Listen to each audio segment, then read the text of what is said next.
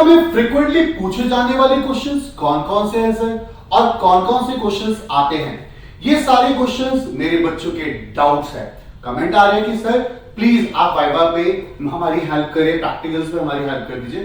तो ये वीडियो आप लोगों के लिए बहुत काम की होने वाली है मेरे बच्चे। इस वीडियो में मैं आपको बताऊंगा कि प्रैक्टिकल बेस्ड कैसे कैसे क्वेश्चन होंगे और थ्योरेटिकल अप्रोच पे कौन कौन से क्वेश्चंस होंगे। अच्छा, वाइवा में किन किन बातों का ध्यान रखिए, अगर क्वेश्चन ना आए तो हमें क्या करना है, और क्वेश्चन आता होगा तो कैसे आपको जवाब देना है, प्रैक्टिकल फाइल को कैसे मैनेज करें और इन्वेस्टिगेटिव प्रोजेक्ट को कैसे मैनेज करें। और मैं रिक्वेस्ट करूंगा फिर भी अगर वाइवा और प्रैक्टिकल से लेकर कोई भी डाउट होगा तो आप मुझे कमेंट करके पूछ सकते हैं।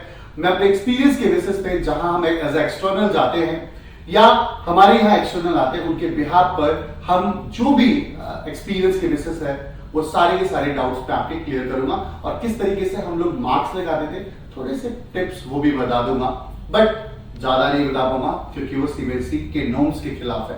तो चलिए मेरे बच्चे फटाफट डिस्कस करते हैं कि वाइवा में फ्रीक्वेंटली पूछे जाने वाले क्वेश्चंस कौन कौन से हैं।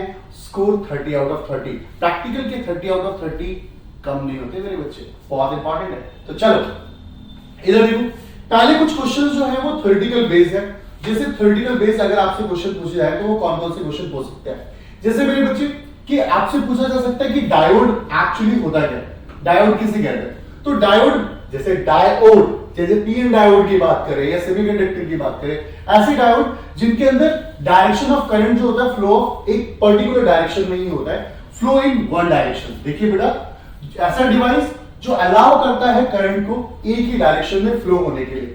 अब यहां से कैसे कैसे क्वेश्चन पूछ सकते हैं आपसे, वो भी डिस्कस है कि अच्छा पीएन डायोड का फॉर्मेशन कैसे होता है, आप ये बताइए। पीएन डायोड का फॉर्मेशन मेरे बच्चे आपको पता होना चाहिए। आपसे डायोड जब पूछ रहे हैं तो डायोड में आपसे पूछ सकते हैं डिप्लेशन लेयर का फॉर्मेशन कैसे होता है, आपसे पूछ सकते हैं पोटेंशियल बैरियर क्या होता है। प्लीज आप कहीं ना ये क्वेश्चंस लिख लीजिए, ये बहुत फ्रीक्वेंटली पूछे जाने वाले क्वेश्चंस है। पहला मैंने आपको बताया कि डायोड क्या होता है, ये पूछ सकते हैं। डायोड अगर उनका मूड है कि चलो यार डायोड पे क्वेश्चन पूछते हैं, तो डायोड पे आपसे पीएन डायोड फॉर्मेशन, जंक्शन क्या होता है, ड्रिफ्ट करंट क्या होता है, डिफ्यूज करंट क्या होता है, ये सारे क्वेश्चंस पूछ सकते हैं। होल्स फॉर्मेशन क्या हो सकता है, इलेक्ट्रॉन फॉर्मेशंस, इलेक्ट्रॉन और होल रिकॉम्बिनेशन कैसे होता है, ये सारे इंपॉर्टेंट क्वेश्चंस होते हैं। अच्छा, एक और चीज बताना चाहूंगा जो बहुत की पॉइंट है और आपको समझ में आएगी बात। देखिए, कभी भी जो क्वेश्चंस मैक्सिममली हम लोग पूछते हैं वाइवा में वो कौन से होते हैं। मैक्सिममली पूछने के पीछे रीजन होता है जब हम आपके इन्वेस्टिगेटरी प्रोजेक्ट देखते हैं तो 95% ये श्योरिटी है मेरे बच्चे कि हमारा जो पहला क्वेश्चन राइज होता है बच्चे से उसके इन्वेस्टिगेटरी प्रोजेक्ट और उसको जो वाइवा में जो भी प्रैक्टिकल्स मिला हुआ है रिटर्न करने के लिए उस प्रैक्टिकल रिलेटेड क्वेश्चन होता है। अगर किसी बच्चे को सेमीकंडक्टर का कोई प्रैक्टिकल मिला है तो डेफिनेटली बता रहा हूं जो मैं क्वेश्चन आपसे पूछ रहा हूं वही क्वेश्चन आपसे पूछा जाएगा। सबसे ज्यादा इंपॉर्टेंट है कि अगर आपका प्रैक्टिकल इस बेस पे है तो उस बेस से क्वेश्चन है। अब क्या होता है, कभी कभी क्वेश्चन नहीं आता, मतलब हमें जो क्वेश्चन पूछा है वो हमें नहीं आता, तो आपको बहुत स्किप करना है। फिर अगर दूसरा क्वेश्चन पूछा नहीं आता फिर स्किप कर दीजिए सॉरी बोलकर।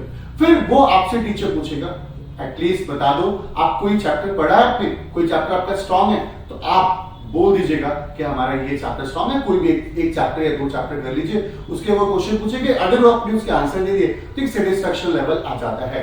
चलिए ये तो बातें चलती रहेगी। फिर आपसे एक क्वेश्चन आ सकता है व्हाट इज रेक्टिफिकेशन। रेक्टिफिकेशन क्या होता है कि एक ऐसा प्रोसेस होता है जहां पर हम एसी को डीसी में कन्वर्ट करते हैं। रेक्टिफायर्स पढ़े होंगे। अब यहां से हाफ वेव रेक्टिफायर का प्रोसेस पूछ सकते हैं, फुल वेव रेक्टिफायर का क्वेश्चन पूछ सकते हैं आपसे कि फुल वेव रेक्टिफायर होता है क्या होता है, हाफ वेव रेक्टिफायर क्या होता है, सेंटर टेप की क्या होती है, ये सारे क्वेश्चंस पूछ सकते हैं आपसे।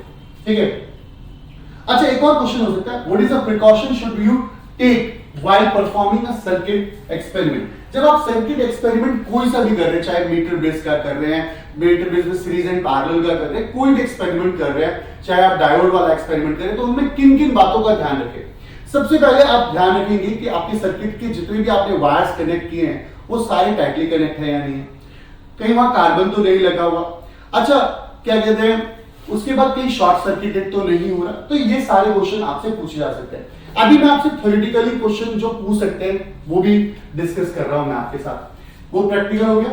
अच्छा, what is the photoelectric effect, ये पूछा जा सकता है, जनरल बहुत हॉट क्वेश्चन है कि फोटोइलेक्ट्रिक इफेक्ट क्या होता है। कि भाई एक मिनिमम फ्रीक्वेंसी चाहिए होती है जब एक सरफेस पे पड़ती है, वहां से इजेक्शन होता है, इलेक्ट्रॉन का जो इमिशन होता है लाइट की वजह से, सुटेबल फ्रीक्वेंसी की वजह से, इस प्रोसेस को ये हम लोग क्या कहते हैं, फोटोइलेक्ट्रिक इफेक्ट कहते हैं। अच्छा, ये बता रहा हूं, कभी भी आप एक चीज का ध्यान रखना, वो जो ऑब्जर्वर होते हैं, जो आप लोगों का वाइवा ले रहे होते हैं, वो आपको देख रहे होते हैं कि इस बंदे को नॉलेज कितने तक है, ट्राई कर रहा है कि नहीं कर रहा, कोशिश कर रहा है कि नहीं कर रहा आंसर देने की। तो आपको ना ट्राई करना है, एटलीस्ट वहां तक आपको अपनी रीच पहुंचानी है जहां पे उन्होंने क्वेश्चन पूछा है। घबराना नहीं है प्रैक्टिकल्स के मार्क्स को लेके, मिलेंगे मार्क्स, अच्छे मार्क्स मिलेंगे, ठीक है। Okay, how do you determine the resistance of a wire using a metre bridge. Metre bridge, ये प्रैक्टिकल भी बहुत इंपॉर्टेंट है और पूछा जाता है।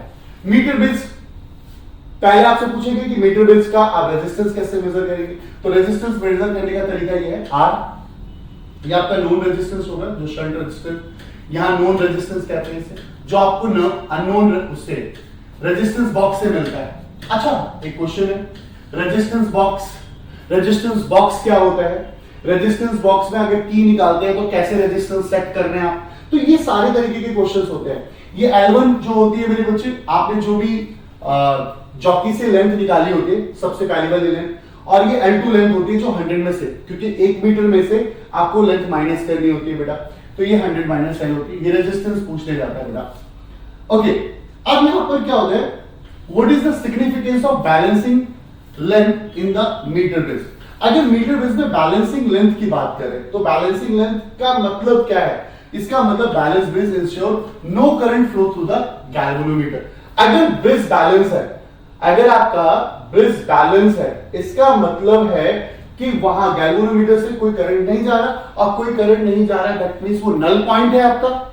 नल पॉइंट भी पूछा जाता है, नल पॉइंट क्या होता है, ठीक है, which is necessary to apply the Wheatstone bridge. फिर वहां पर आपको WSB अप्लाई करना पड़ेगा, यानी व्हीट स्टोन ब्रिज अप्लाई करना पड़ेगा। और कुछ क्वेश्चंस है, जैसे आपसे KCL के क्वेश्चंस, अरे यार वहां पे आपको थ्योरी थोड़ी लिखवाई जाएगी, आपको शॉर्ट शॉर्ट पॉइंट्स पता होने चाहिए, कोई थ्योरी नहीं लिखवाई जा रही।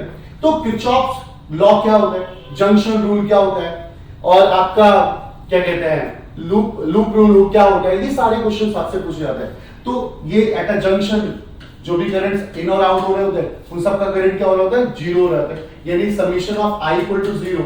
अगर आप ये भी बोल दोगे तो एग्जामिनर एक्सेप्ट कर लेता है। Why do you use galvanometer in this experiment.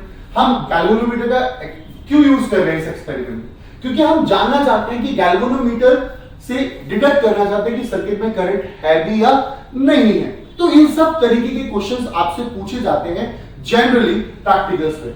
चलो अब कुछ और क्वेश्चंस है कि अगर प्रिज्म है, प्रिज्म के क्वेश्चंस भी पूछे जा सकते हैं।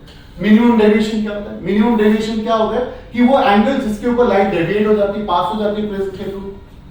What is the slope of VI graph, VI graph का स्लोप क्या दिखाता है, रेजिस्टेंस बताता है। रेजिस्टेंस क्या होता है, V इक्वल टू IR होता है, V R equal to V by, गलत है, R equal to V by I होता है।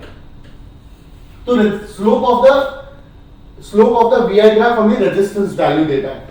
तो ये सारे तरीके के क्वेश्चन हैं। अब आते हैं प्रैक्टिकल अप्रोच पे।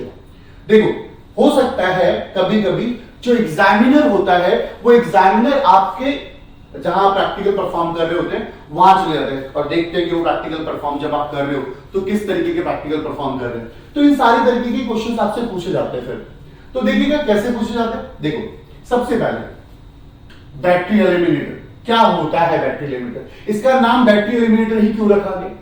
अब बैटरी एलिमिनेटर का मतलब जो बैटरी को एलिमिनेट कर दे रहा है। क्यों? क्योंकि आप यहां बैटरी लगाते हैं 8 वोल्ट की तो फिक्स होती है, आप चेंज नहीं कर सकते, वैरी नहीं कर सकते। बट हम बैटरी एलिमिनेटर के थ्रू हम वैरी कर सकते हैं, हम चीजों को बदल सकते हैं। जैसे एग्जांपल, हम बैटरी एलिमिनेटर में 2 वोल्ट पोटेंशियल चाहिए, हमें 6 वोल्ट चाहिए, 8 वोल्ट चाहिए, तो हम with the help of battery eliminator हम वेरिएशन मतलब डिफरेंट पोटेंशियल फाइंड आउट कर सकते हैं। पर अगर हम बैटरी यूज करते हैं तो हमारे पास वो फिक्स वैल्यू हो जाती है। तो बैटरी एलिमिनेटर क्या होता है बेटा, जो बैटरी को एलिमिनेट कर देता है, बैटरी की जगह यूज किया जाता है बट इसके अंदर फायदा ये होता है कि हम यहाँ पर वेरिएबल पोटेंशियल्स लेकर आ सकते हैं, तो ये क्वेश्चन आ सकता है आपसे। अच्छा, वन वे की और टू वे की में डिफरेंस पूछ लेते हैं हम लोग जनरली।